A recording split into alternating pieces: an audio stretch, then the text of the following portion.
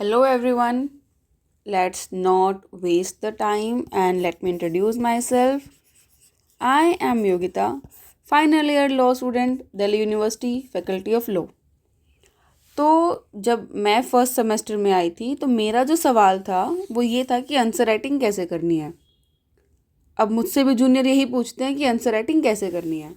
So let me explain you मेरा तरीका जिससे मैंने अपने चारों सेमेस्टर्स की जो है आंसर राइटिंग करी है एंड प्रोबेबली इस सेमेस्टर भी मैं ऐसे ही आंसर राइटिंग करने वाली हूँ। So let me explain you how do I right answers in my exams. Let's go with that. तो उसके लिए पहले हम एक क्वेश्चन देख लेते हैं। I have this one question, ये टोट्स का है, ठीक है। तो इसको हम एक बार रीड कर लेते हैं एंड देन वी सी कि हम इसका आंसर कैसे फ्रेम कर सकते हैं, right. So let's read it first. Ria took membership of Waves, a swimming club, and as per the rules, the club was not responsible for any injury sustained by the members during swimming. ठीक है, during swimming. However, the club had a lifeguard posted near the pool. The club also provided the facility to hire a swimming instructor in case anyone wanted to learn swimming. Ria, she hired a swimming instructor to teach swimming to her 7-year-old son Rahul. After the swimming class was over, while Rahul was walking towards the changing room, there was water spilled all over and he slipped into the pool and started drowning. Ria called people to help her, but no one came. So Ria jumped into the pool to save Rahul. As the pool was not very deep for an adult, she saved Rahul but twisted her ankle badly in the process. She filed a plaint against Waves for negligence, but Waves pleaded for the defense of voluntary non-fit injuria. Now decide the matter on the merit with the help of case laws. ये हर subject का एक typical सा question होता है, ठीक है।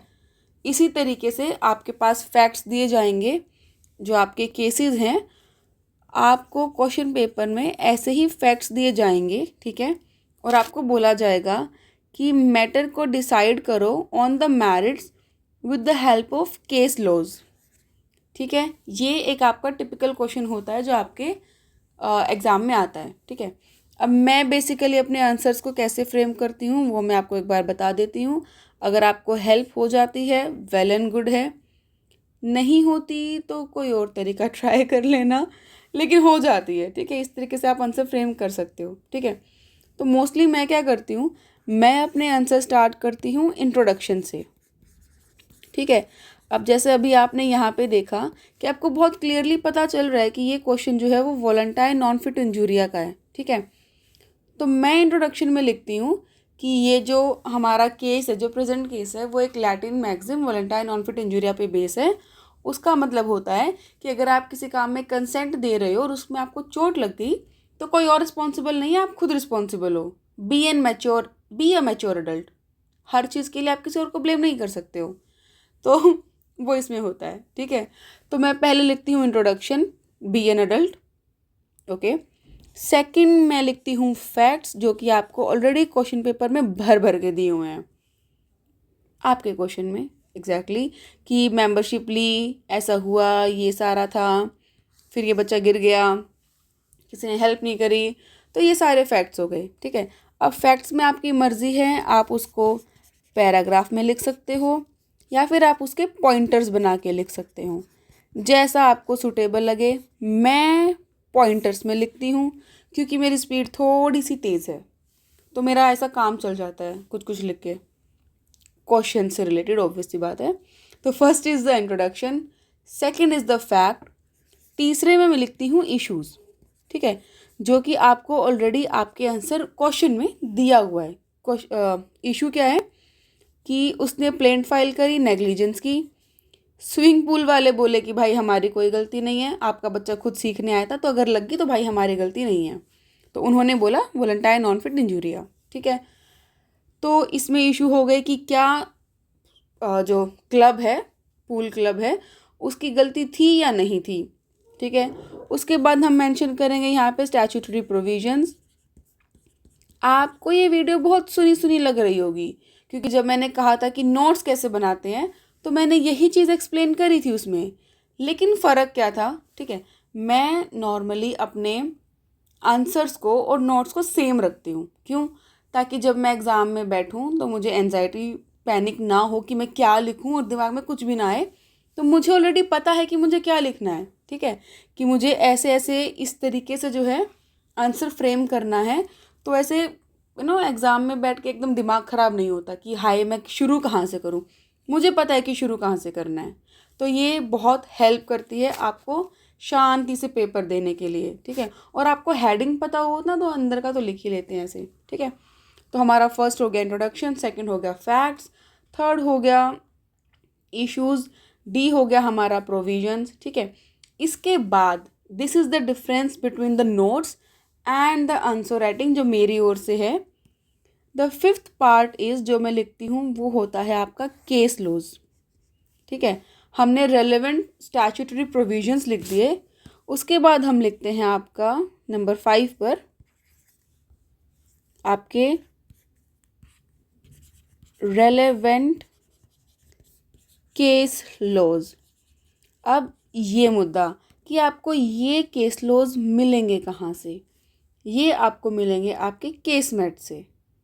आपका topic 2 है डिफेंस अगेंस्ट टॉर्शियस लाइबिलिटी, जिसमें आपका कंसेंट एज अ डिफेंस है कि अगर आपने कहीं पर कंसेंट दिया है तो आप रोते रोते मम्मी के पास नहीं भाग सकते हो कि हाय मुझे लग गई। ऑब्वियस सी बात है ना, बचपन में क्रिकेट खेलने जाते थे, लग जाती थी। तो भाई तू क्रिकेट खेलने गया है तो तुझे पता है कि वहाँ लग सकती है। उसी को तो हम वॉलंटाइन नॉन फिट इंजूरिया बोलते हैं, ठीक है। कि अगर आपको पता है कि आप फुटबॉल खेलने गए हो, आप क्रिकेट खेलने गए हो, तो यू आर वेल अवेयर कि वहाँ पर चोट लग भी सकती है। अगर आप चोट खा कर आ गए तो आप मम्मी के पास आकर ये नहीं कहोगे कि हाय मम्मी मुझे दूसरी टीम ने मार दिया, भाई खेलने क्यों गए थे, ठीक है। तो ऐसा ही कुछ होता है, ठीक है। तो हमारे पास केस कहाँ से आएंगे, केस आएंगे आपके केसमेट से। जैसे आपका Smith versus Charles Baker and Son, ये रॉक केस है, ठीक है। हाइनेस वर्सेस हार्वर्ड, ये आपका हॉर्स केस है, ठीक है। और ये इजी वाले मैं बता रही हूँ जो इजी से हैं, Hall versus Brooklands Auto Racing Club. ये वही वाली बात है जो मैंने बताई थी अभी आपको कि अगर आप क्रिकेट खेलने गए हो तो आप मम्मी के पास आके रो नहीं सकते कि मुझे लग गई। इसमें ये बंदा ये कार्स की रेसिंग देखने गया था और इसको चोट लग गई, उठा के फिर इन लोगों ने क्लब सू कर दिया। क्लब वाले कहते हैं जब आपको पता था कि कार रेस हो रही है और लग सकती है तो हमें क्यों ब्लेम कर रहे हो भाई। तो ये वाला सीन था। And T C Balakrishna versus T R Subramaniam, ये भी बहुत इजी सा केस है, इसको भी आप लिख सकते हैं इसमें, ठीक है। और ये एक केस है जो कि आई प्लीडर से मिला है, ठीक है। मैं नाम इसलिए बता रही हूँ ताकि आईपीआर में कॉपीराइट का केस मेरे ऊपर ही ना हो जाए, पता चले पहला ही अपना केस लड़ रही हूँ। एनीवेज, तो ये आई प्लीडर पे से एक स्क्रीनशॉट है आपको केस दिखाने के लिए, which is case Padmavati versus Dugga Nykaa, ठीक है। ये केसेस आप लिख सकते हैं, सारे नहीं लिखने हैं, ठीक है। आपको एग्जामिनर को ये बताना है कि भाई मैं पढ़कर आया हूँ और मुझे आता है, ठीक है। तो आप इन केसेस को कैसे लिख सकते हैं वो भी बहुत इंपॉर्टेंट है, ठीक है। अब रेलेवेंट केस में आप मार्क डाल दीजिए 1 2 3, ठीक है। तो हमने ये ABCEFGHIJ सारे केसेस लिख दिए, ठीक है। मैं मेरी बता रही हूँ कैसे लिखते हैं, कभी पता चले मुझे ही सू कर दो, वो नहीं करना है बाबू, ठीक है। तो 1 2 3 हो गया, ठीक है। उसके बाद फिर हम इनको बारी बारी एक्सप्लेन कर सकते हैं। अगर आपकी स्पीड बहुत अच्छी है तो आप इनको भी फैक्ट्स वगैरह की हेडिंग में एक्सप्लेन कर सकते हैं, वरना आप इनको सिंपल पैराग्राफ में एक्सप्लेन कर सकते हैं, इनका जो है जिस्ट बताकर कि भाई इसमें हुआ क्या था। जैसे यहाँ पर इन्होंने बता रखा है, in case of Padmavati versus Dugga Nykaa, the plaintiff had asked for a lift in the jeep of the defendant and while traveling in it, one of the screws of the wheel of the jeep fell out and as a result the jeep crashed and it caused the death of one of the plaintiff। ये तो लोल हो गया लेकिन ठीक है। In the case, the court held that the defense of the voluntary non-fit injuria will apply, and thus defendant were not liable because by sitting in the jeep, the plaintiffs had assumed the risk of being injured in an accident. और इसी के साथ आपका जो ये वाला topic है ना, वॉलंटाइन नॉन फिट इंजुरिया, ये पूरा हो जाता है. ठीक है. वॉलंटाइन नॉन फिट इंजुरिया का बहुत सिंपल सी बात ये है कि अगर आप, जैसे यहाँ पे लिखा है ना ये वाली चीज़, in this case the court held that defence of volenti non fit injuria will apply. क्यों? क्योंकि when defendant were the defendant were not liable because by sitting in the jeep the plaintiff had assumed the risk of being injured in an accident. अगर आप गाड़ी में बैठ रहे हो lift लेके, तो ये एक बहुत कॉमन सेंस की बात है कि मे भी गाड़ी का एक्सीडेंट हो जाए, आपको चोट लग भी सकती है. ठीक है. तो अगर आपको पता है चोट लग सकती है तो या तो पैदल चल पड़ो भाई. ठीक है, अगर आपको इतना ही डर लगता है तो. वैसे सेफ तो कोई रोड पर भी नहीं है, पर ठीक है, जीप है, व्हीकल में बैठे हो, चोट लग भी सकती है. इसके लिए आप सू खेलना नहीं करोगे. ठीक है, कभी उसको केस कर रहे हो, उसको केस कर रहे हो, नहीं कर सकते हो. इसी डिफेंस को हम बोलते हैं वॉलंटाइन नॉन फिट इंजुरिया.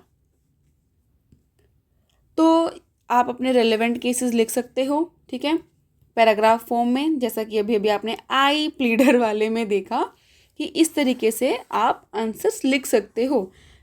ठीक है, अपने केस लॉज ऐसे एक्सप्लेन कर दो. ठीक है, और उसके बाद जैसा कि मैंने मेरे नोट्स में लिखा था, जो आप यहाँ भी यूज़ कर सकते हो, रेलेवेंट केस लॉज लिखने के बाद हम फाइनली लिखते हैं आपकी ऑब्जर्वेशंस. ठीक है, आपकी ऑब्जर्वेशन हो गई. ठीक है, एंड डिसीजन हो गया. ठीक है, ये वाली चीज़ें आप लिख सकते हो. एंड फाइनली आपका हो जाएगा क्या, कंक्लूजन, कि क्या वो जो प्लेंटिफ है या डिफेंडेंट है उसमें से कौन गिल्टी है और कौन नहीं गिल्टी है. हाँ, सो दैट सिंपल सा तरीका जिससे मैं नॉर्मली अपने आंसर फ्रेम करती हूँ. ठीक है, कैसे? बहुत सिंपल सी लैंग्वेज में हमने इसमें 5-6 पॉइंट्स लिखने हैं हेडिंग डाल के, ताकि एग्जामिनर को भी पता चले कि आप पढ़ कर आए हो. ठीक है, इसी तरीके से करना होता है. ठीक है, एग्जामिनर की आंखों पे ज़्यादा जोर नहीं देना होता कि वो उसको ढूंढना पड़े कि आपने क्या लिखा है. एक तो अच्छी हैंड राइटिंग बना लो, अगर नहीं आती तो प्लीज़ उस पर काम कर लो यार. हैंड राइटिंग बहुत इंपॉर्टेंट होती है. तो first is introduction, then facts, फिर आपके आगे इश्यूज़, देन आपका आ गया प्रोविजंस. ठीक है, प्रोविजंस में बताया था ना, आपका सेक्शन हो गया. ठीक है, आपका आर्टिकल हो गया. ठीक है, ये सारी चीज़ें. अगर बाय चांस सेक्शन या आर्टिकल याद ना आए, ठीक है, ऐसा होना नहीं चाहिए, याद होने चाहिए. ठीक है, लेकिन अगर बाय अनफॉर्चुनेटली अगर आपको नहीं याद आता, then write according to relevant section और स्लैश, अगर वो आर्टिकल है तो आर्टिकल. कोशिश करना कि आपको याद रहे, लेकिन अगर नहीं याद रह पाते हैं तो आप ये चीज़ लिख सकते हो according to the relevant section और आर्टिकल. ठीक है, लेकिन प्लीज़ कम से कम एक्ट का नाम और एक्ट का साल, 1 2 3 4 किस साल में वो एक्ट आया है, इसको ज़रूर याद रखना. पेपर से पहले रट्टा मार लेना, घुट्टी बना के पी जाना. ठीक है, कि कौन सा एक्ट है और कौन से साल में आया है. कन्फ्यूजन मत क्रिएट करना वहाँ. ठीक है, तो इस तरीके से प्रोविजंस हो गई. ठीक है, उसमें आर्टिकल सेक्शन लिख दिया, उसके बाद रेलेवेंट केस लॉज लिख दिए. ठीक है, 1 2 3 4 जितने भी याद आए. ठीक है, 3 तो लिख ही देना, 3-4 तो होने चाहिए. ठीक है, अपने मैरिट्स को एक्सप्लेन करने के लिए. एंड देन उसके बाद हम उसको कंक्लूड कर देंगे with the observations and decision. ठीक है, और इस तरीके से मैं अपनी आंसर राइटिंग करती हूँ. ठीक है, मुझे डीयू ने नहीं बोला है आपको एक्सप्लेन करने के लिए, तो ये उनका कोई फॉर्मल और ऑफिशियल तरीका नहीं है. मुझे ये तरीका सही लगता है. ठीक है, आंसर एक्सप्लेन करने के लिए, and that's how I do it. अगर तुम्हें समझ आए और तुम्हारी स्पीड तुम्हें सही लगे और आप 5 क्वेश्चंस पूरे कर लो, पहली बात तो कोई भी क्वेश्चन आंसर छोड़कर नहीं आना है, ये ज़रूर याद रखना. ठीक है, आप कम लिख दो, 4 केस की जगह 2 केस में आंसर को एक्सप्लेन कर दो, लेकिन क्वेश्चन छोड़कर मत आना. ठीक है, अपने आंसर पूरे कर आना. ठीक है, and that's how I do it. मैं क्वेश्चन छोड़ती नहीं हूँ. ठीक है, और ये बिल्कुल बिल्कुल ऐसा मेरा अपना तरीका है आंसर करने का, ठीक है। अगर आपको कोई और तरीका मिलता है वैसे कर पाओ, नंबर ले लो, वेल एंड गुड है, एक्सप्लेन करना आना चाहिए, ठीक है। And that's all for today, and I have found a new way. I am personally thanking you देखने के लिए, ठीक है। और अगर आपके नंबर आ जाएं तो वो तो अच्छी चीज़ है ही है, ठीक है। So thank you so much for watching it, and अगर कोई और डाउट है you may ask me in the comments, और यू कैन डीएम मी, नहीं डीएम तो मत करना, हाँ you can ask me in the comments. So thank you very much.